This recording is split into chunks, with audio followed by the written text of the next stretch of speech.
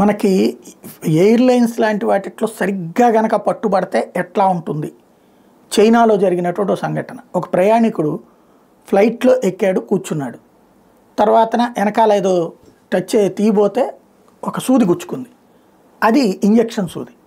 వెంటనే ఆ ఫ్లైట్ అటెండెంట్స్కి చెప్పారు. వాళ్ళు వెంటనే అక్కడ చేశారు. తర్వాత ఆ సూది అంతకుముందు దిగిపోయినటువంటి వ్యక్తిది అని తేల్చారు. క్లీన్ ఎందుకు చేయలేదు అన్నటువంటిది అడిగాడు.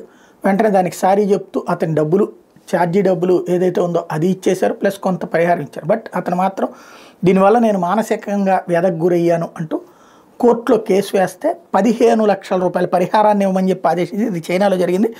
విమాన ప్రయాణంలో సీటు మీద పడున్న సూది గుచ్చుకుందని ఒక ప్రయాణికుడు సంబంధిత ఎయిర్లైన్స్ నుంచి లక్షల నష్టపరిహారం పొందిన వైనం ఇది. చైనా సదరన్ ఎయిర్లైన్స్లో ఇటీవల పూ అనే వ్యక్తి ప్రయాణించాడు. సీట్లో కూర్చుని తన ప్యాంటు జేబులో నుంచి సెల్ ఫోన్ తీసుకునేందుకు ప్రయత్నించాడు. వేలికి పదునైన వస్తువు ఏదో గుచ్చుకున్నట్టు అనిపించేది. దాన్ని ఇన్సులిన్ ఇంజెక్షన్కి వాడిన సూదిగా గుర్తించాడు. విమాన సిబ్బంది అతడి గాయానికి వెంటనే ప్రథమ చికిత్స చేశారు. అంతకుముందు ఆ సీట్లో కూర్చున్న మరో ప్రయాణికుడు ఇంజెక్షన్ అక్కడే వదిలేసినట్టు దర్యాప్తులు తెలియదు. విమానం కిందకి దిగాక బాధితుడికి టికెట్ ధర వాపసు చేయడంతో పాటు అదనంగా కొంత మొత్తాన్ని ఇచ్చారు. కానీ ఈ ఘటనతో తాను ఎంతో మానసిక క్షోభకు గురయ్యానని, భవిష్యత్తులో అవసరమైతే చికిత్స ఖర్చుకు కూడా ఎయిర్లైన్స్ భరించాలని అతడు కోరాడు. 1,30,000 యువాన్లు అంటే ఇండియన్ కరెన్సీలో 15 లక్షలకు పైగా చెల్లించాలి డిమాండ్ చేశాడు. ఎయిర్లైన్స్ సంస్థ ససేమిరాండంతో న్యాయస్థానంలో దావా వేశాడు. ఆ తర్వాత వీళ్ళ మధ్య రాజీ కుదిరి కథ సుఖాంతమైంది. ఫైనల్గా లక్షల్లో పరిహారం పొందాడు అనమాట.